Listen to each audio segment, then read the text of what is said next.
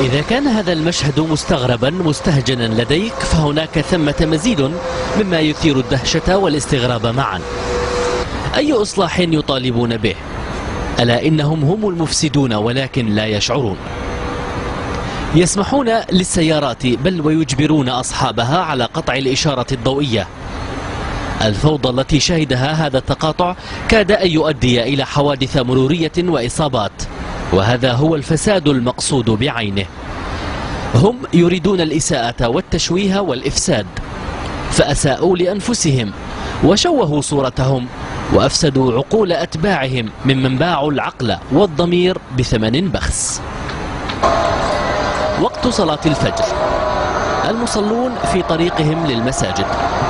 ربما ما كان ليخطر ببال هؤلاء المصلين بأنهم سيتعرضون للإساءة وقطع الطريق وإجبارهم على العودة أدراجهم.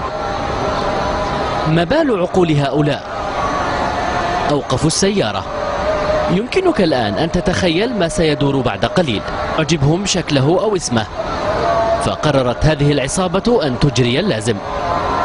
حاول أن يبتعد ويتجنب ما قد يحدث. طاردوه.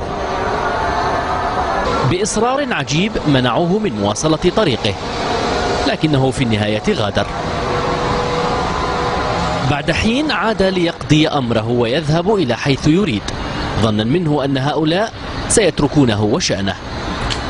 عبثا حاول.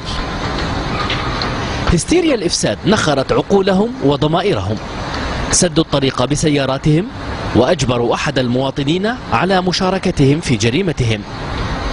وعندما عاد الرجل نفسه لم يجد أمامه طريقا، بل وجد زجاجا وحجارة وقطعا حديدية وعصيا تنهال عليه في سيارته. ملاحقة السيارات والاعتداء عليها وعلى أصحابها باستخدام الهراوات والحجارة عمل أتقنته هذه العصابة، وأتقنت كذلك بث الخوف، وعرفت كيف تحول شوارعنا إلى ساحات للرعب، وأتقنت كذلك فن تخريب الوطن.